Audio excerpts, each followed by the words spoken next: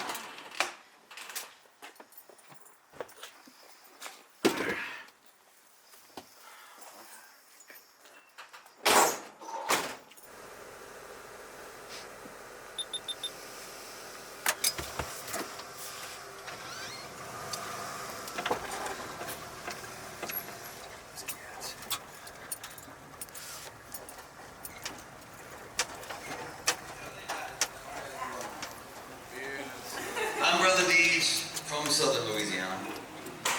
Where exactly?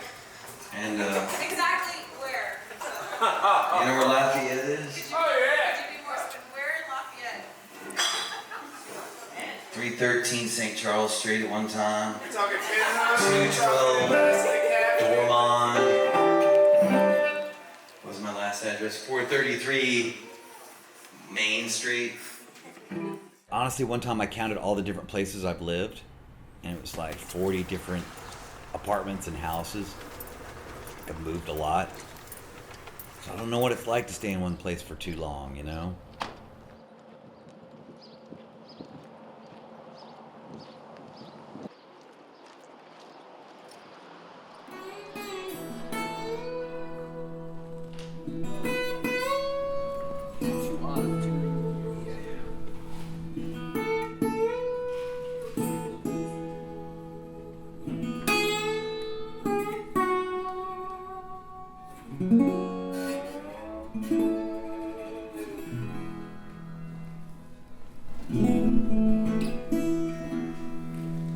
So that's the first song I ever wrote on a resonator. Like nothing sounds like that. I don't know why, just the way these things are made. My attraction to them initially was just totally superficial. I just thought they looked cool, you know? It's just like it's like a hubcap death ray machine that has strings on it and you can play songs. Just killer. Just the resonator has been something that I've used a lot on all the records. Before they had amplification, they made these guitars with kind of these metal speaker cone that pushes out sound so that guitar players could compete with the other instrumentation in like jazz bands. Eventually it was a Hawaiian instrument, and then other genres of music started using them. And Delta Blues included, which is, you know, the stuff that I'm kind of most close to. Baby, you know you got to have clothes. You know I ain't getting no dough. I don't see no prejudice around here. Trouble me. Oh, sorrow will have an end. God is my strong protection. You got a letter this morning. I ain't reading it read. The interesting thing about each of those Delta blues players was they had their own style of doing it. They weren't virtuosos in the whole tradition, you know? And I'm not trying to be a virtuoso either. I'm trying to get better. One thing I kind of figured out right out of the gate is I didn't want to be a white dude playing blues trying to sound like a black cotton picker from 1920, because that shit's jive and phony and just goofy, man. And white guys do it. I don't know why they do it. So I just wrote my own songs within the tradition, paying tribute to the tradition, I should say, dips into it, about my experience of growing up in the Deep South.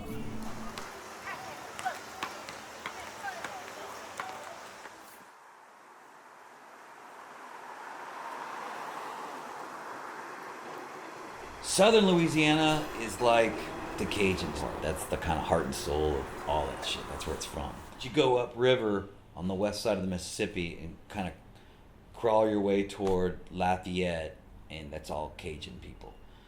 Because when the Cajuns came here, New Orleans was already occupied. They had that real estate locked down, and so they say, look, we'll give you land grants, Spanish land grants, to go find your way, go make a life out of it. And that's what they did, man. They're resilient, tough people.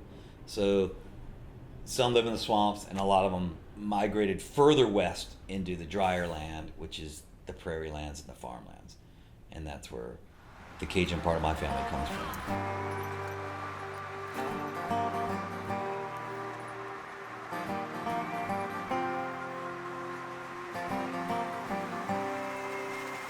You run with the herd where all the lines are blurred. Soon it won't be long. My parents divorced when I was about 10. My old man was kind of a little rough around the edges, you know, military type. Me and my mom and my sister moved back to Louisiana. Grew up there, very small town. Not a lot to do, so I just stayed busy doing fun things, you know. I remember like the older kids in the neighborhood listening to Black Sabbath and Led Zeppelin and Kiss and shit. To me, it looked like just a bunch of drug addicts that flew down here from Mars. And I was like, I want a piece of that shit.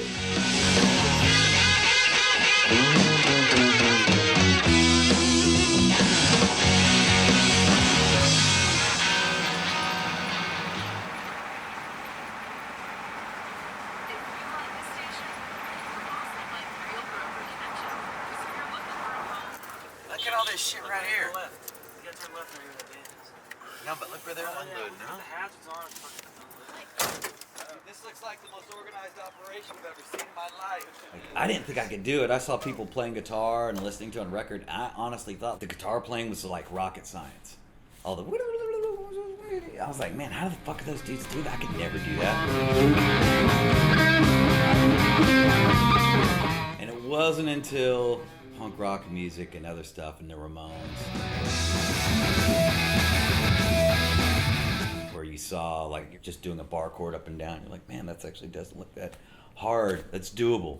So maybe 17, the guy tried to teach me the notes, tried to teach me properly. And I was just like, this shit's lame. All I want to do is you to show me how to make my fucking hand to a claw and make AC/DC sounding shit come out of the guitar. That's all I want to know.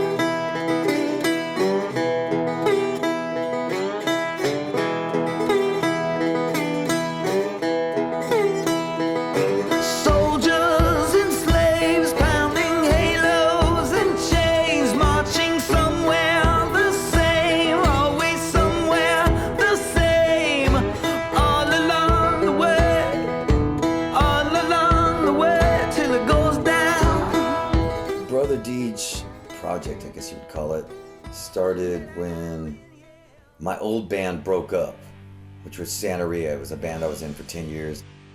Santeria was a loud rock band. Brother Dege was quiet, strummy, songwriting. this was my own thing. It's like building a really weird sculpture in your backyard that you don't tell any of your friends about. And they don't see it until they go take a piss back there. I'm like, what the hell is this? You know?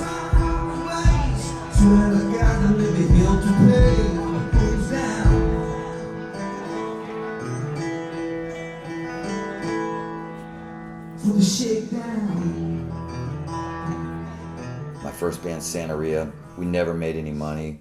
We're always in the hole. I had to work a regular job.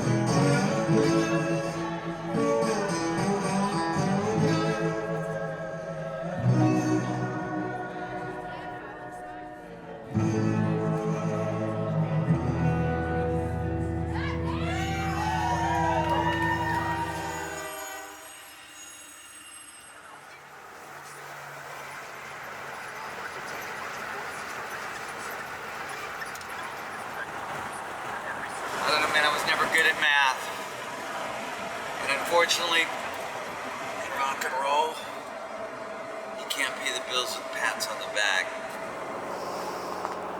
One needs to cool off. Thank you. Fucking wash dishes, work at an auto shop, worked in a warehouse, worked in machine shops, worked at a refinery, worked at a factory, drove a cab, worked in a men's homeless shelter, driving trucks, transport. Bars and grills, working in the kitchen, cooking.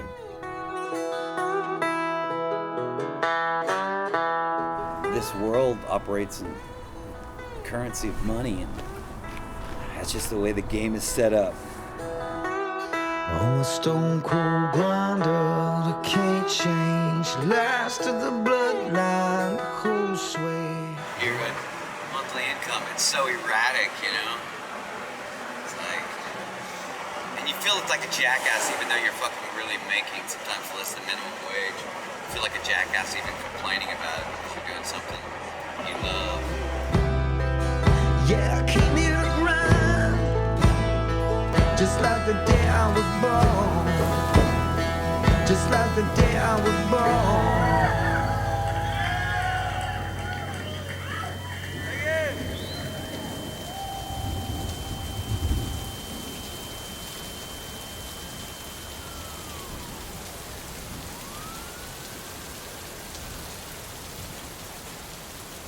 From the outside, people assume you're just having a blast and you're not worried about anything, that you're just kind of extending your adolescence into adulthood.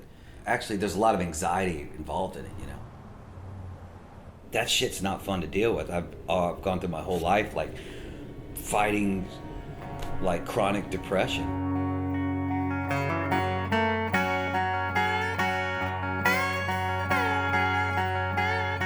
I constantly, even to this day, once in a while, I'm like, what the fuck am I doing, you know? Am I good at this shit? Do I suck?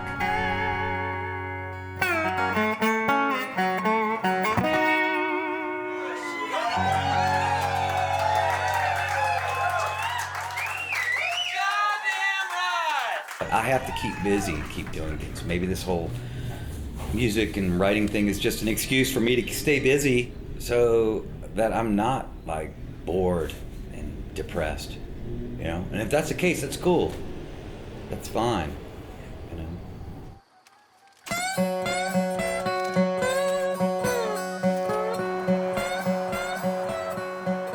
And it just happens to be that exit pipe when it goes through and it spits out the black smoke in the form of songs or writing or something. That's just the way I get rid of it. Why you keep me waiting so long? Yeah, waiting round here for where? Songs are like little energy devices. They're great. It's like one of the coolest inventions ever.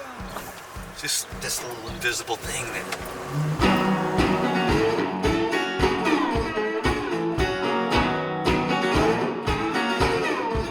Every time I've gambled, I've lost. Every time I bought a lotto ticket, never won.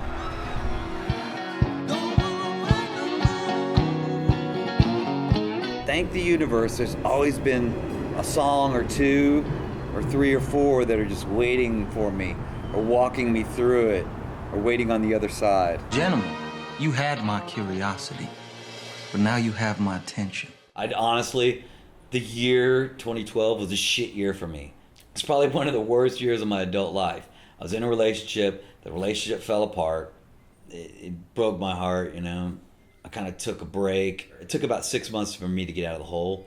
But I got out of that hole, and then about 3 months out of getting out of the hole, life was fucking getting good, and then that shit happened. I was like, oh, that's fucking awesome, man. Mr. D, Brother D, Sire and Southern Rock Lafayette. We were in post-production of the film, and I was driving home from the editing room, and I was listening to the show Goldie's Garage, and in it, she played this song, and I go, wow, that's pretty damn good. I like the way you die, boy. Round we go, where it stops, nobody knows it.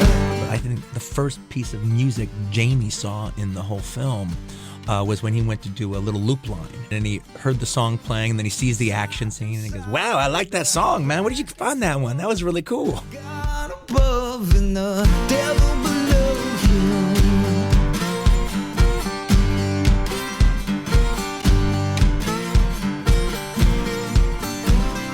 There was no team campaigning for me to succeed in the music industry at large.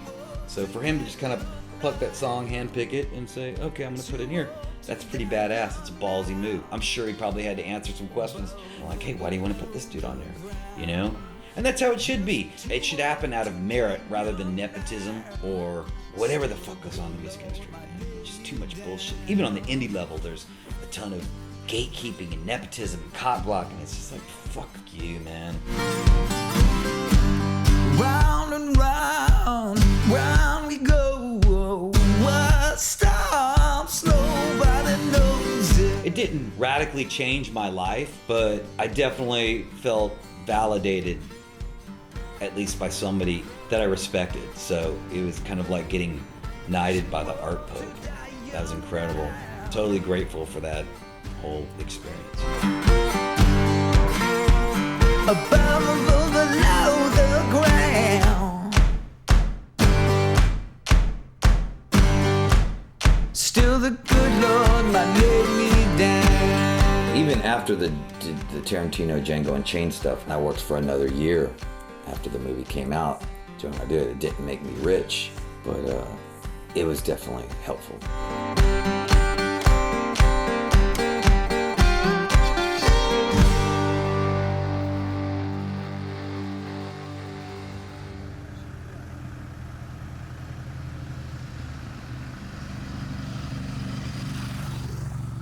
We're gonna try to be there for 6. I mean, we're stuck in traffic right now, so you know, I imagine between 5:45 and 6:30. After that happened, I started touring more. Obviously, I started getting more attention, and I put together a band. Now I have my drummer, Greg Travassos. He's a monster, man, incredible drummer. Kent Beatty, bass player, badass. Also Tom Portman. He's an Irishman, incredible dobro player. I got into slide guitar just because I heard it and I just loved the sound of it. It's not like a sound that I sat up and cooked up and formulated, preconceived. It was just, it's riffs and melodic lines and sonic droning experimentation.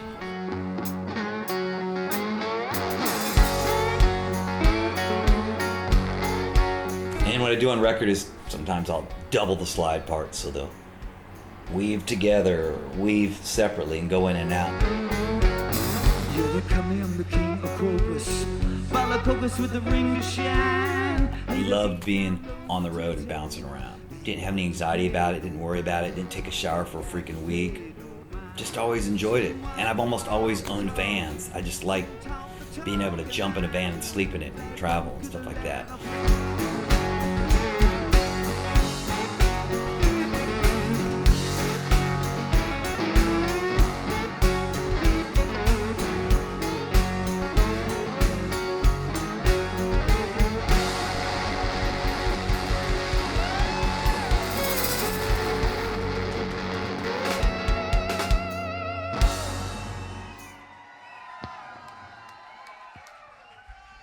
I'm still an independent artist. I don't have management. I'm on record label. I work with booking agents to do the shows in Europe and elsewhere in the United States.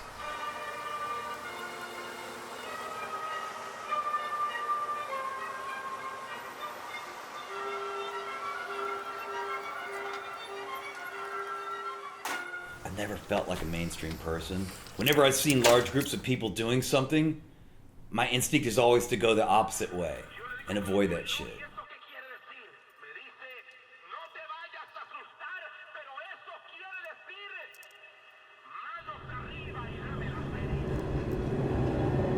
Doing your own thing and having the balls to stick to it and have faith in it, even if it's horrible.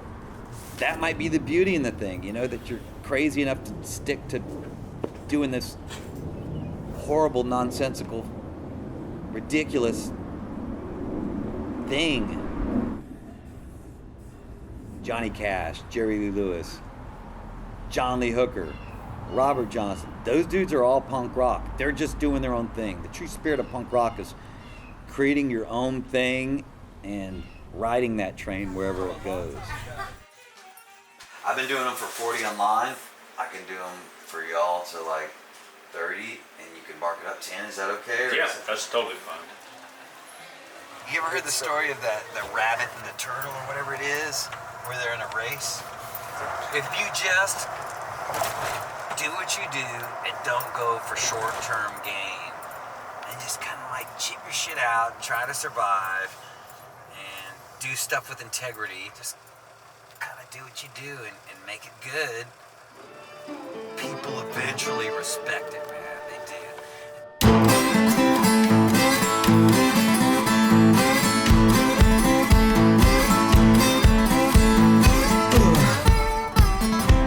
Ten long years, 10 more to go.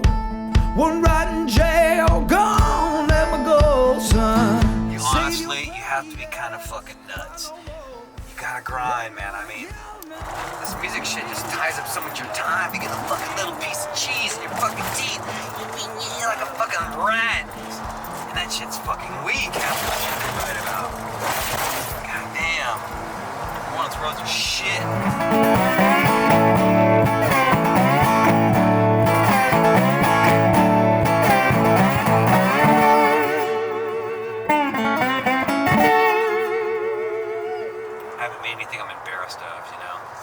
Stupid reasons for money or whatever.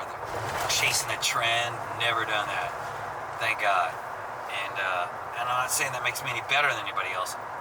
It's just like that's the criteria, part of the criteria that I judge things by, you know. Don't let 'em break me, Lord. Don't let 'em break me, Lord. Could be the way that I was sown. Could be a could be a hard road.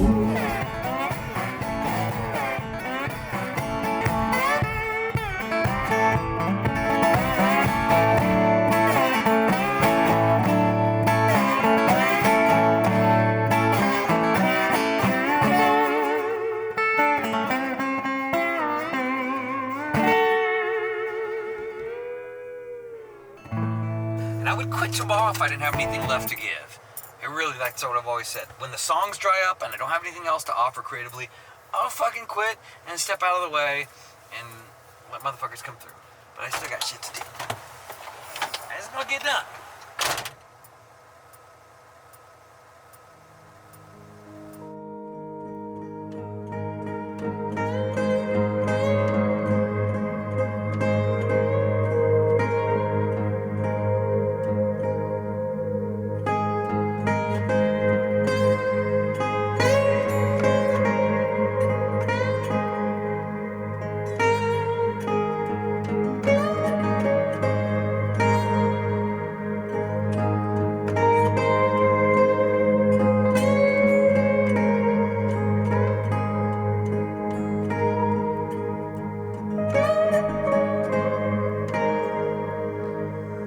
Old angel midnight, lead the way to the dawn.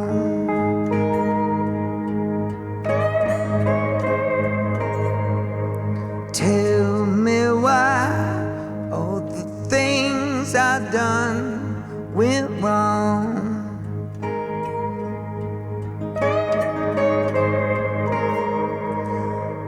For now is the hour, tomorrow the break of our bond.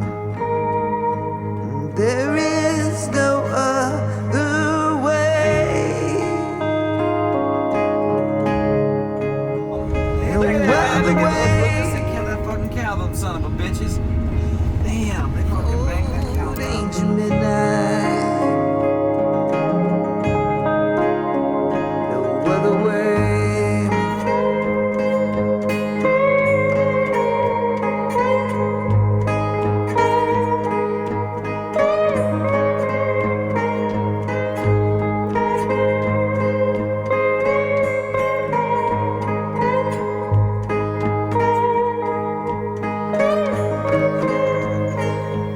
Danger midnight. Sing to me some more.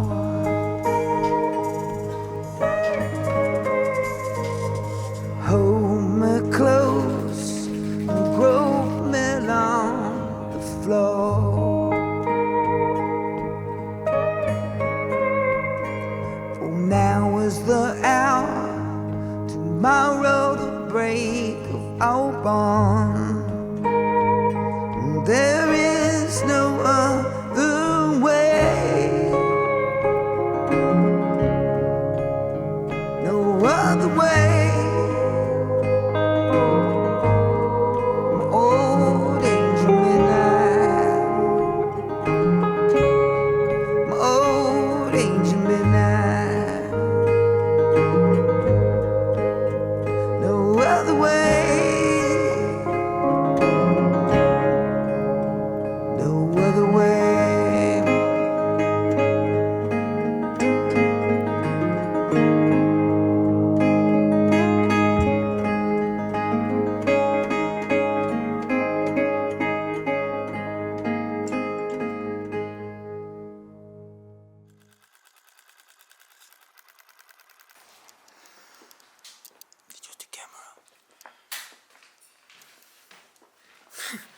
Okay, squeezy wheezy.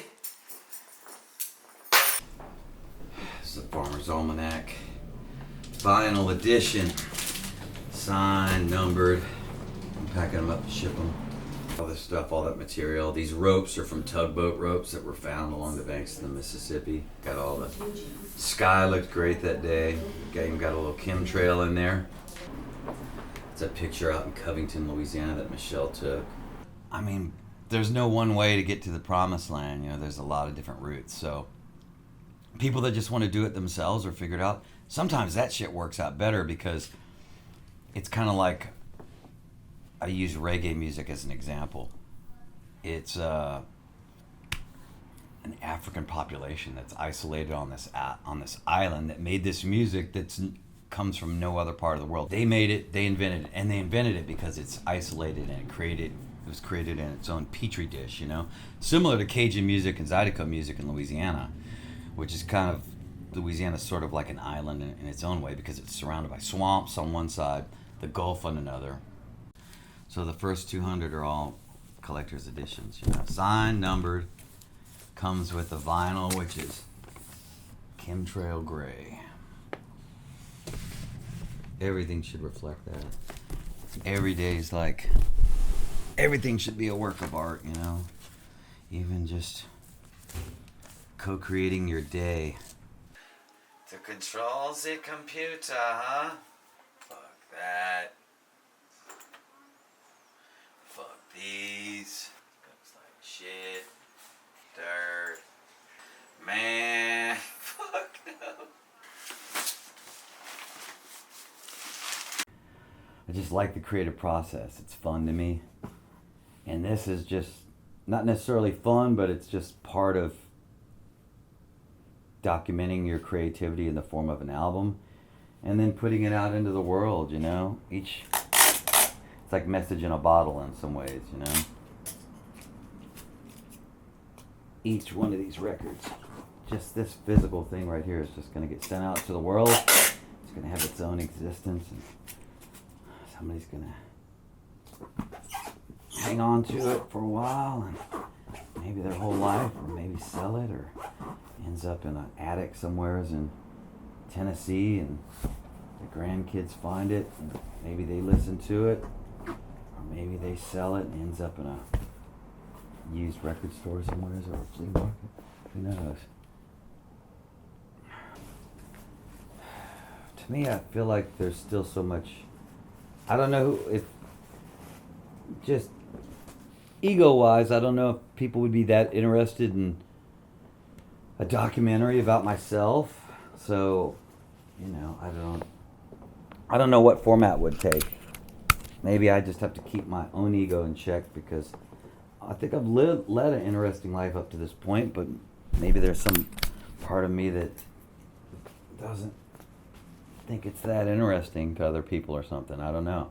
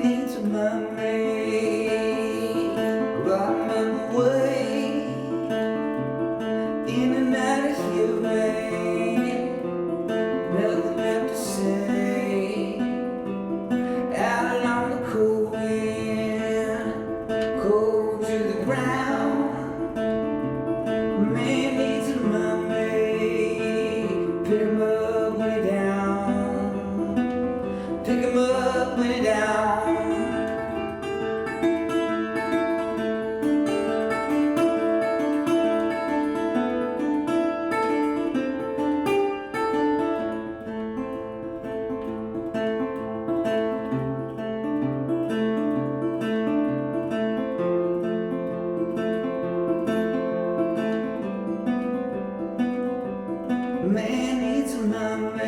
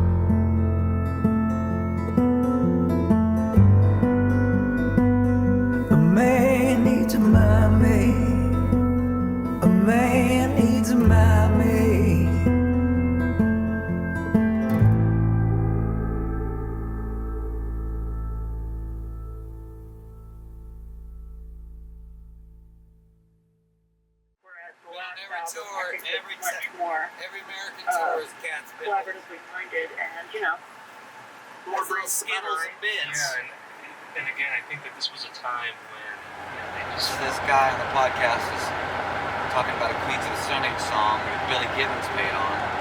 And you couldn't even like access Billy Gibbons' name. He just said, you know, the song where the dude from ZZ Top played on it. It's like, shut the fuck up, dude. It's Billy Gibbons. Have some fucking respect.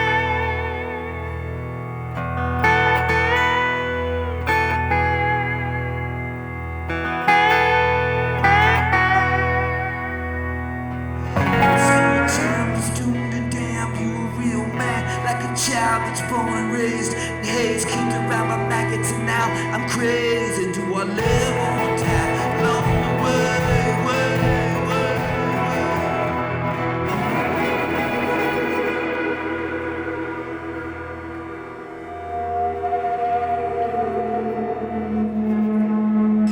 So one of the things I try to do with the slide is not so much make it be fancy and licky and even though I love riffs, but with my slide style, I'm trying to use it as a sonic tool. So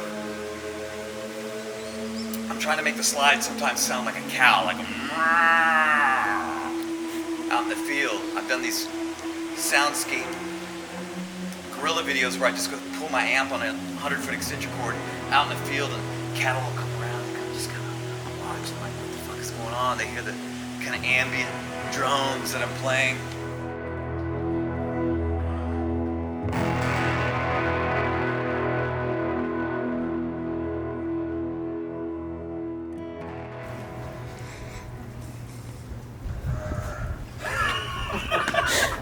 Get it one more time.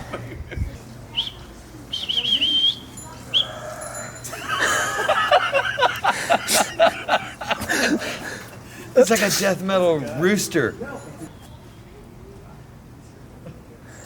Greg, hit him with your... hit him with your...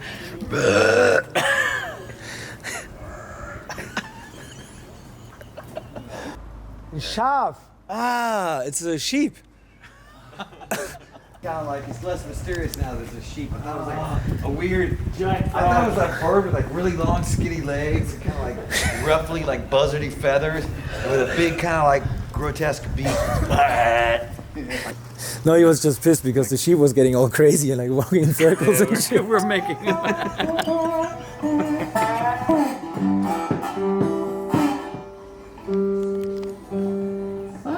like the tone that you get. I think it's cool. I don't think it's too rattly. That's part of the... Yeah, the sound. Like you inherit your sound. You're not always happy with it, but that's kind of like what the gods give you is a ratty sound. I've always had that. Even the dobro, the first dobro was rattly and noisy, and I couldn't control it. And then the first YouTube videos, people were like, how do you get that sound? I'm like, I was trying to stuff pieces of t-shirt into the cone and toothpicks to make it stop, and it just wouldn't stop. And then I realized, I guess that's my sound. You know?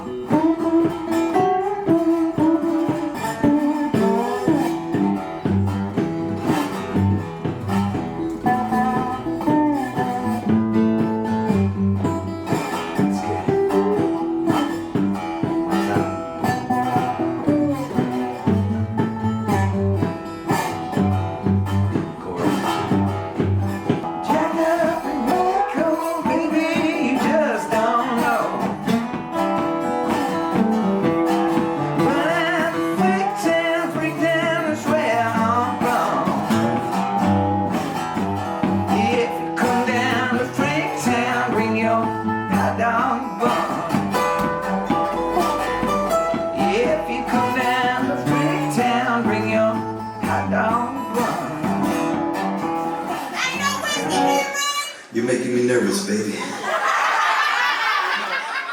I'm just kidding. Really kidding. Yeah, I believe that. You know that shit. the verse would be like, I'm gonna try and come over to your house, and then we're gonna go to the street, and I'm gonna come get you, and then it's gonna be like this, and then Like the breakdown on the breakdown. Korn started that shit. Jiggity, jiggity, jiggity, jiggity, jig. This is very exciting. Scrappy. Burn it. I like my shit burnt. That's not even burnt enough. The problem is you want it uniformly burnt across. It's on here. You used to work in a kitchen, man. Oh yeah? Fuck yeah, dude. Worked in a lot of kitchens. I'm not a cook and shit, but I cook a bunch of bullshit. Those fucking long drives when you have to leave after the show or wake up at 4 or 5 in the morning. That's the fucking worst, man. Yeah. That makes you like, it makes you hate the rock and roll. You're like, what is going on? I thought we got into this shit so we could avoid these kind of situations.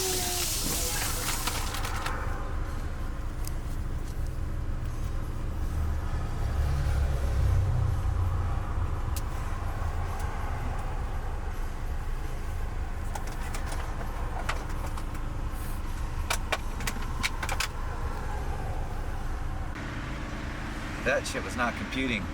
You asked It's me like, if there's bands. yeah, like, how many bands? Oh, dude, 1 hour. Well, how many other bands are on the bill besides us? It's 5 o'clock. I do not, let's understand, fucking, we're dickheads, dude. We should learn how to speak French and German. No shit. Just cocky fucking Americans, like, hey, dude, we're fucking late, and, we're not gonna make you gigs, Do so why don't you you have fucking any more bands? Bands! Let's go back. Yeah, And then the first street left.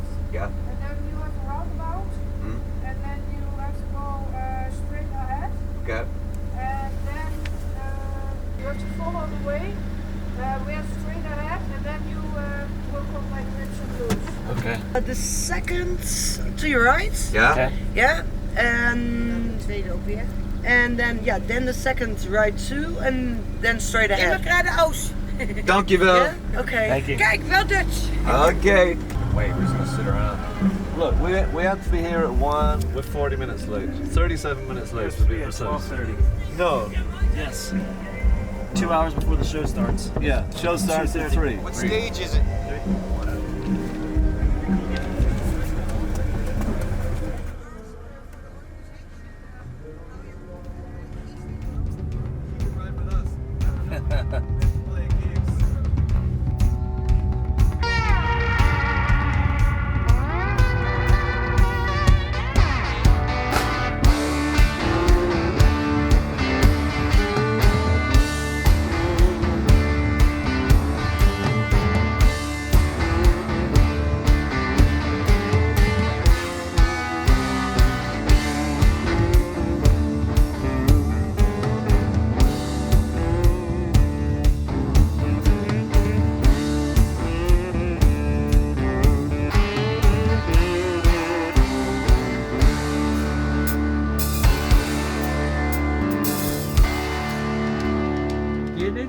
That's it.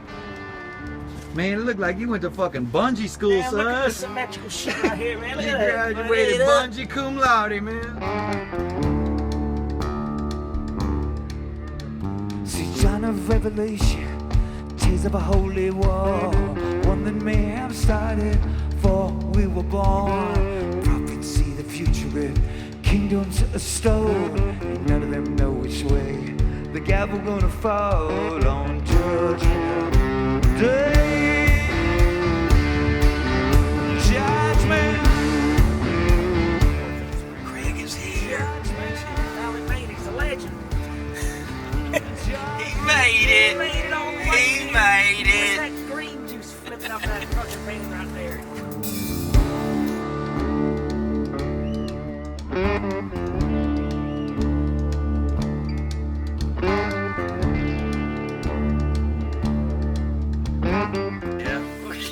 We'll take you straight to jail. You try and break in this thing. Ashes to ashes, dust to the dust of dawn. I said now ashes to ashes, ashes to ashes, ashes to ashes, dust to the dust of dawn. Some will walk on water, and others tend to crawl. Signs above a hill and sin, some come from below. If you're going to meet the devil, man, don't wait for the governor's call on Judgment Day. Judgment, judgment, judgment day. Yeah.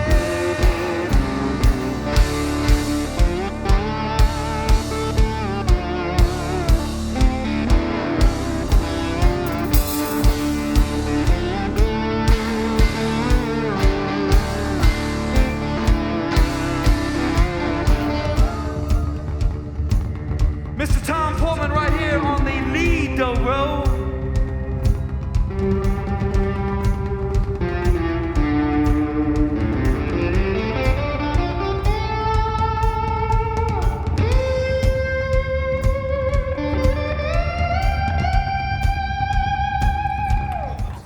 Sound checks. We don't need those singing sound checks.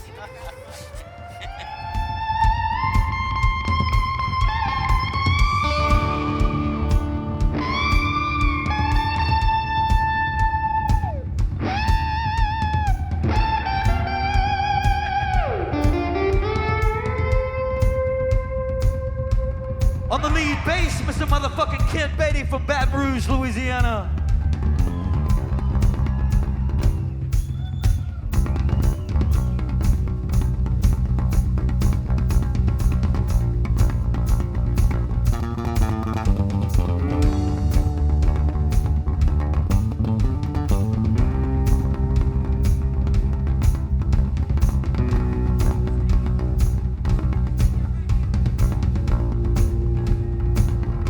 All the way from Lafayette, Louisiana, right behind me. We call him the Wing Ding. We call him the Jescunator, the Croquantine Bipulator. On the drums, Mr. Greg Travasos.